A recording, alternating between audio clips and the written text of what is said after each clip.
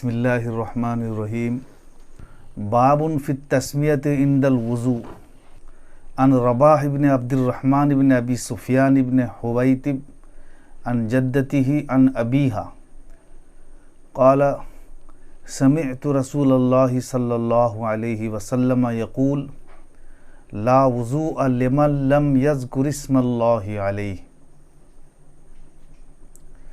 وفی الباب عن عائشة و ابی ہریرة و ابی سعید الخدری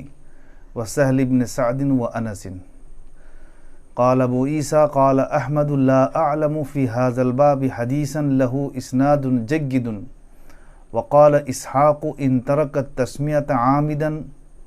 اعاد الوضوء وان كان ناسیا او متأولا اجزأه قال محمد بن اسماعیل احسن شیء فی هذا الباب حدیث رباح بن عبد الرحمن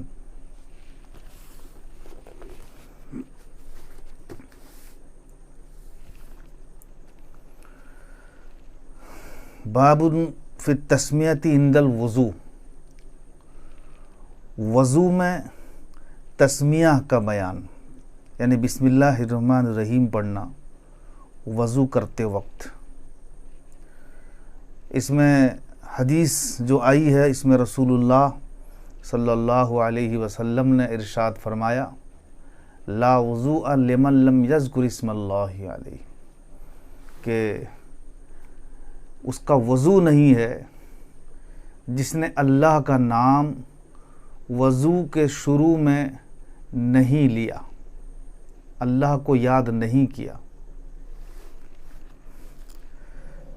اس روایت میں اللہ کے رسول صلی اللہ علیہ وسلم اس آدمی کے وضو کی نفی فرما رہے ہیں جس نے شروع میں بسم اللہ نہیں پڑھا، کہ لا وضوء لمن لم یذکر اسم اللہ علیہ۔ واضح ہونی چاہیے کہ تسمیہ وضو کے وقت یعنی بسم اللہ الرحمن الرحیم پڑھنا حضرت امام اعظم رحمۃ اللہ علیہ اور امام مالک رحمۃ اللہ علیہ اور امام شافعی رحمۃ اللہ علیہ اور امام احمد بن حنبل کی اظہر روایت یہ ہے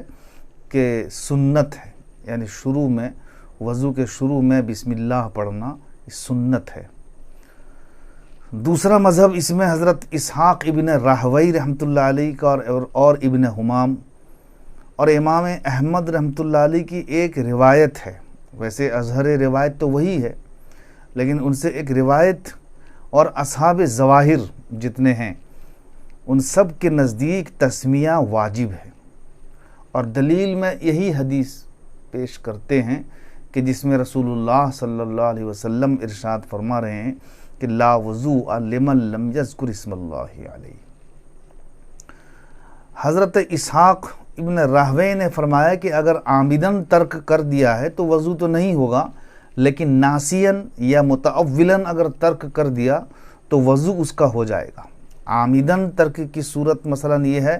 کہ تسمیہ کو ضروری سمجھنا ہے اور یاد بھی ہے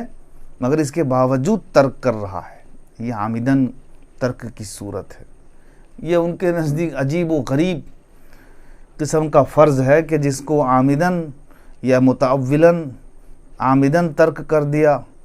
تو وہ وضو نہیں ہوگا، لیکن ناسیاً یا متأولاً اگر ترک کر دے گا تو وضو ہو جائے گا۔ تیسرا مذہب اس میں حضرت امام اعظم رحمۃ اللہ علیہ کی ایک روایت ہے اس میں، مگر ان کا مسلک اور مذہب تو وہی ہے، مگر ان سے ایک روایت یہ بھی ہے کہ تسمیہ مستحب ہے۔ وہاں سنت کا قول اور سنت کی روایت تھی، سنت کا مذہب تھا، ان سے ایک روایت مستحب کی بھی ہے۔ اور امام مالک رحمۃ اللہ علیہ کی ایک روایت ہے کہ تسمیہ بدعت ہے، مگر یہ ان کی ایک روایت ہے، ورنہ مذہب تو وہی ہے جو اول میں گزرا، یعنی سنت ہے۔ تو بہرکیف اس میں حضرت امام اعظم اور امام مالک اور امام شافعی اور امام احمد کی اظہر روایت اس کے مطابق تسمیہ عند الوضوء سنت ہے، مگر یہ جو حضرات ہیں اسحاق ابن حضرت احمد ابن حنبل کی جو ایک روایت ہے، اور اس میں اسحاق ابن راہوی اور اصحاب ظواہر وغیرہ جو اس کو واجب قرار دیتے ہیں، تو ان کی دلیلوں کا جواب بھی دیا گیا ہے۔ سب سے پہلی دلیل یہ ہے کہ وضو میں اگر تسمیہ واجب ہو اور واجب کا قول کیا جائے تو واجب کے اوپر اگر غور کیا جائے تو وجوب کو ثابت کرنے کے لیے نصوص سے جو احکام ثابت کیے جاتے ہیں، نصوص سے جو احکام بتلائے جاتے ہیں، نصوص یعنی قرآن اور حدیث کی جو احکام نکالے جاتے ہیں، تو نصوص کی 4 صورتیں ہیں، ان پر اگر غور کیا جائے تو وضو میں ایک بھی چیز واجب نہیں ہے۔ مثلا نصوص یعنی قرآن اور حدیث کی جو 4 صورتیں ہیں، ان میں سے ایک صورت ہے کہ وہ نص، وہ آیت یا وہ حدیث قطعی الثبوت ہو اور قطعی الدلالت ہو، ایک صورت۔ دوسری ثبوت ہے کہ قطعی الثبوت ہو اور ظنی الدلالت ہو۔ تیسری صورت یہ ہے کہ ظنی الثبوت قطعی الدلالت ہو، اور چوتھی صورت یہ ہے کہ ظنی الثبوت اور ظنی الدلالت ہو۔ واجب کے احکام نکالنے کے لیے کم از کم ایک جانب قطعی ہونا ضروری ہے، قطعی الثبوت ہو یا پھر قطعی الدلالت ہو، کیونکہ اگر دونوں طرف قطعی ہو یعنی قطعی الثبوت ہو اور قطعی الدلالت ہو تو فرض اس سے نکلتا ہے، اور اگر ایک جانب قطعی ہو اور دوسری جانب قطعی نہ ہو بلکہ ظنی ہو، جیسے قطعی الثبوت ہو اور ظنی الدلالت ہو، یا ظنی الثبوت ہو اور قطعی الدلالت ہو، تو اس میں واجب کا پہلو نکلتا ہے۔ تو یہ جو حدیث شریف ہے کہ لا وضوء لمن لم یذکر اسم اللہ علیہ، اول یہ ہے کہ یہ قطعی الثبوت نہیں، وجہ اس کی یہ ہے کہ یہ خبر واحد ہے، خبر واحد قطعی الثبوت نہیں ہو سکتی ہے، اور قطعی الدلالت اس لیے نہیں ہے کہ اس میں اختلاف ہو گیا ہے کہ لا وضوء لمن لم یذکر اسم اللہ علیہ میں لا نفی کمال کے لیے ہے یا نفی شے کے لیے ہے، اس میں اختلاف ہو گیا ہے۔ نفی کمال کے لیے اگر ہو تو اس کا مطلب یہ ہوگا کہ اس کا وضو مکمل نہیں ہوگا جس نے تسمیہ نہیں پڑھا یا جس نے اللہ کا نام نہیں لیا، اور اگر نفی شے کے لیے ہو لا تو اس کا مطلب یہ ہوگا کہ اس کا وضو ہی نہیں ہوا، کیونکہ یہ نفی شے کے لیے ہے۔ تو اس میں اختلاف ہو گیا ہے۔ جب اختلاف ہوا تو قطعی الدلالت نہیں رہی، کیونکہ جو چیز قطعی الدلالت ہوتی ہے اس میں اختلاف نہیں ہوتا ہے۔ تو معلوم ہوا کہ یہ قطعی الثبوت نہیں ہے اور قطعی الدلالت بھی نہیں ہے۔ تو وجوب کو ثابت کرنے کے لیے کم سے کم ایک جانب قطعی ہونا چاہیے، جیسے کہ اس کے پہلے عرض کیا گیا۔ تو اس سے معلوم ہوا کہ واجب اس سے ثابت نہیں ہو سکتا ہے۔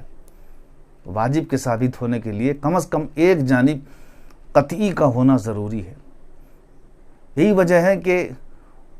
وضو میں واجب کوئی چیز نہیں ہے، وضو میں یا تو فرائض ہیں اور سنن و مستحبات ہیں۔ اور ایک چیز اور بھی سمجھنے کی ہے کہ بعض عبادات ایسی ہیں جن کی حقیقت اور صورت دونوں مطلوب ہیں، یعنی حقیقت ان کی اور ان کی جو صورت ہے، جیسے نماز میں اس کی حقیقت یعنی دل لگنا، خشوع اور خضوع ہونا، اور اس کی صورت ہیئت قضائیہ یہ بھی مطلوب ہے۔ تو عبادات، ایک قسم کی عبادت وہ ہے کہ جس میں صورت اور حقیقت دونوں مطلوب ہیں، اور ایک عبادت وہ ہے کہ جس میں صرف حقیقت مطلوب ہے، صورت مطلوب نہیں۔ تو وضو ان عبادات میں سے ہے کہ جس کی حقیقت مطلوب ہے، صورت مطلوب نہیں۔ دلیل اس بات پر یہ ہے کہ اگر کوئی آدمی بارش میں بھیگ گیا یا تالاب میں کود گیا اور نہا کر کے آ گیا تو اس کا وضو بھی ہو گیا، حالانکہ وضو کی صورت نہیں پائی گئی ہے۔ بارش میں بھیگ گیا تو وضو بھی ہو گیا، حالانکہ وضو کی صورت نہیں پائی گئی ہے، کہ وہ جو وضو کی صورت ہے چہرہ دھونا، ہاتھ دھونا، مسح کرنا، پیر دھونا، یہ صورت۔ تو معلوم ہوا کہ یہ ایک ایسی عبادت ہے کہ جس کی صورت مطلوب نہیں ہے۔ جس عبادت کی صورت مطلوب نہیں ہوتی ہے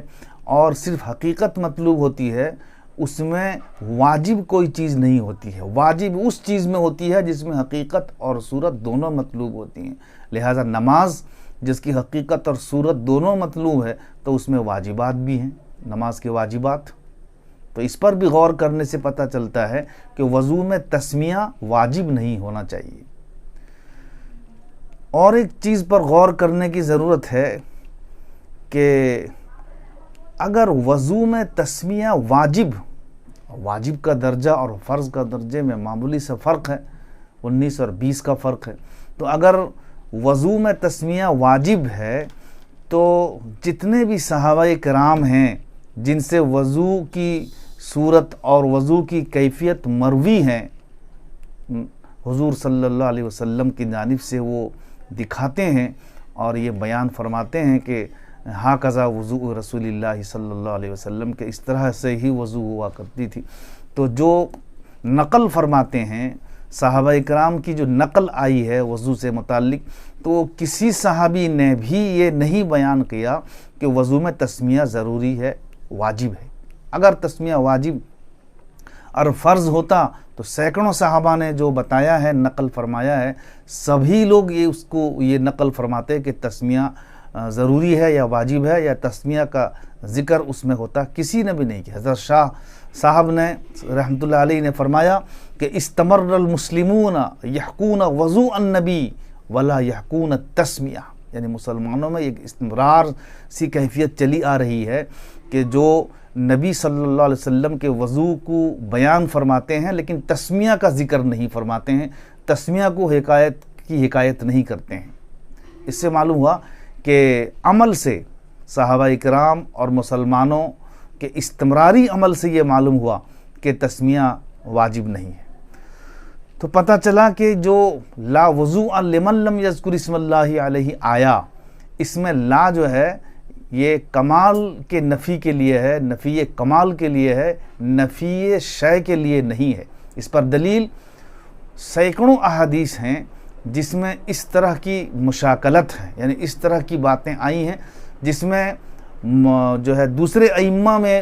بھی اس کو نفی شے کے لیے نہیں مانتے ہیں، نفی کمال کے لیے مانتے ہیں۔ جیسے لا ایمان لمن لا عہد لہ، اس کا ایمان نہیں جو بد عہد ہے، جس کے پاس کوئی عہد اور پیمان نہیں، جو وعدہ خلاف ہے، اس کا ایمان نہیں۔ یہاں پر بھی لا ایمان تو ہونا یہ چاہیے کہ وہ اس کا ایمان نکل جائے اور وہ ایمان سے خارج ہو جائے، لیکن یہاں نفی کمال ہے۔ اسی طرح سے لا صلاۃ، اس کی نماز نہیں کہ لجار المسجد الا فی المسجد، یہ بھی ایک حدیث موجود ہے کہ اس کی نماز نہیں جو جار مسجد ہے، یعنی جو مسجد کے قریب ہے، اس کی نماز نہیں ہوتی ہے۔ اگر ہوگی تو مسجد میں ہی وہ نماز پڑھے، اس کی نماز، حالانکہ اگر وہ بعذر یا بلا عذر ہی صحیح گھر میں ہی نماز پڑھ رہا ہے تو اس کی نماز تو ہو جاتی ہے فی نفسی، مگر یہاں نماز کی نفی آ گئی ہے کہ لا صلاۃ لجار المسجد الا فی المسجد۔ تو اسی طرح سے بہت ساری احادیث ہیں جن میں لا کا لفظ آیا ہے اور ان سبھی جگہوں میں لا نفی شے کے لیے لیا گیا ہے، نفی کمال کے لیے نہیں لیا گیا۔ تو یہ بھی ایک چیز ہے کہ آدمی غور کرنے سے پتہ چلا سکتا ہے کہ اس میں بھی جو لا ہے وہ لا نفی شے کے لیے نہیں ہے، وہ لا نفی کمال کے لیے ہے۔ سند میں حضرت سعید ابن زید ہیں جو عشرہ مبشرہ میں سے ہیں، اور عشرہ مبشرہ کا مطلب یہی ہے کہ وہ 10 صحابہ جن کو ایک بیان میں حضور صلی اللہ علیہ وسلم نے جنت میں ہونا شمار کر دیا ہے، ورنہ متفرق طور پر حضور صلی اللہ علیہ وسلم نے بہت سارے صحابیوں کا نام گن لایا ہے۔ یہ تو تفصیلی بشارت ہے، ویسے اجمالی بشارت تو قرآن اور حدیث میں تمام اصحاب کرام رضوان اللہ تعالی علیہم اجمعین کے لیے ہے۔ تو خلاصہ یہ ہوا کہ عشرہ مبشرہ کا مطلب یہ نہیں کہ مبشرہ صرف 10 ہی ہیں، بلکہ مطلب یہ ہے کہ وہ 10 صحابہ جن کو ایک ساتھ ایک بیان میں حضور صلی اللہ علیہ وسلم نے شمار فرما دیا ہے۔ تو پتہ چلا کہ حضرت امام اعظم اور امام مالک رحمۃ اللہ علیہ اور امام شافعی رحمۃ اللہ علیہ اور امام احمد رحمۃ اللہ علیہ کی جو اظہر روایت ہیں، یہ مذہب صحیح ہے، اور ان کے مقابلے میں حضرت اسحاق ابن راہوی ابن حمام اور امام احمد رحمۃ اللہ علیہ کی ایک روایت اور اصحاب ظواہر کا جو مذہب ہے کہ تسمیہ واجب ہے، اور ضروری ہے، یہ صحیح نہیں ہے۔ ہمارے نزدیک یہی چیز صحیح ہے کہ تسمیہ سنت ہے، کہ جو بسم اللہ پڑھ لیتا ہے شروع میں تو اس کو وضو کا ثواب بھی اس سے حاصل ہو جاتا ہے۔ اللہ تعالی ہمیں عمل فرمان کی توفیق عطا فرمائے۔